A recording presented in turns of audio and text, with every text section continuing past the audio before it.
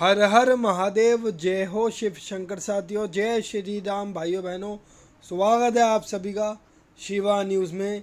दोस्तों, आज की इस खास वीडियो के अंदर हम बात करने वाले महाराष्ट्र लोकसभा चुनाव 2024 की कि अगर आज की परिस्थिति के अंदर महाराष्ट्र के अंदर लोकसभा चुनाव हो जाए तो किस पार्टी या किस गठबंधन को सबसे ज़्यादा सीटें मिल सकती है।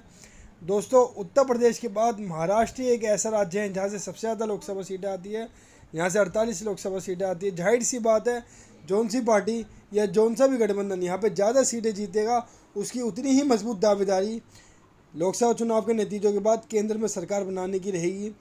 तो दोस्तों, मुख्य रूप से लड़ाई दो बड़े गठबंधन के बीच में है, जिसके अंदर एनडीए गठबंधन है, जिसके अंदर भारतीय जनता पार्टी, एकनाथ शिंदे की सेना और अजित पवार की एनसीपी शामिल है। वहीं दूसरी ओर इंडिया गठबंधन है, जिसे राज्य स्तर पे महाविकास अघाड़ी भी कहा जाता है, राष्ट्रीय स्तर पे इंडिया गठबंधन कहते हैं। इसके अंदर कांग्रेस पार्टी, उद्धव ठाकरे की शिवसेना और शरद पवार जी की एनसीपी शामिल है। दोनों ही पार्टियों के बीच में, दोनों ही गठबंधन के बीच में ज़बरदस्त जो है लड़ाई होने वाली है। तो इस महाराष्ट्र लोकसभा चुनाव की लड़ाई में कौन जीतेगा, इन सब के बारे में हम जानेंगे। तो जल्दी से शुरू करते हैं अपनी इस खास वीडियो को।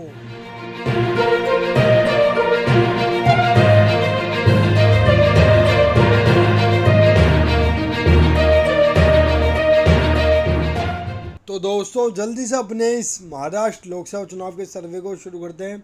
दोस्तों, ये सर्वे हमने पूरी 48 महाराष्ट्र की लोकसभा सीटों पर किया गया है। इसके अंदर तकरीबन 56 लाख लोगों की राय हमने ली है।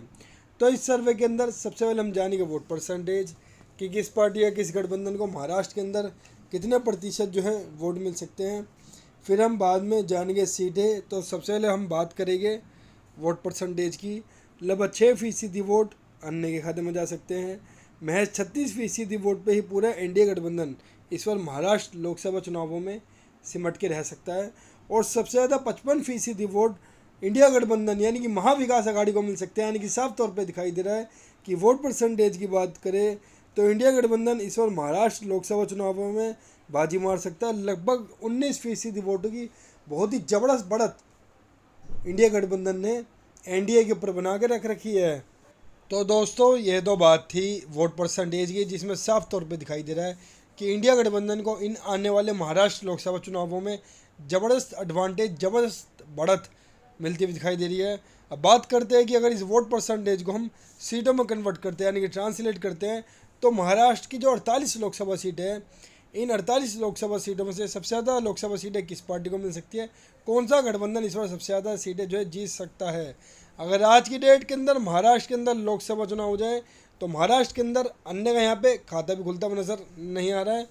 केवल 12 सीट पे पूरा एनडीए गठबंधन यानी कि भारतीय जनता पार्टी का अगुवाई वाला गठबंधन जो है सिमट के रह सकता है, जो कि बहुत बड़ा झटका है एनडीए के लिए। क्योंकि अगर हम पिछली बार के लोकसभा चुनाव की बात करें तो लगभग भारतीय जनता पार्टी और एनडीए ने यहाँ पे 42 से 43 लोकसभा सीटें जीती थी, जो कि अब घटकर महज 12 सीटों पर ही सिमटती हुई दिखाई दे रही है।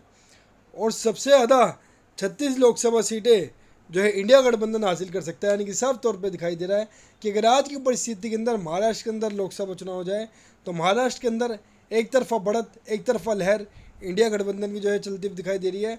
सबसे ज़्यादा 36 सीटें 48 लोकसभा सीटों में से इंडिया गठबंधन जीत कर हासिल कर सकता है। और जाहिर सी बात है, सबसे ज़्यादा सीटें इंडिया गठबंधन जीत रहा है और इसका सीधा एडवांटेज लोकसभा चुनाव में सरकार बनाने में भी इंडिया गठबंधन को ज़रूर मिलेगा।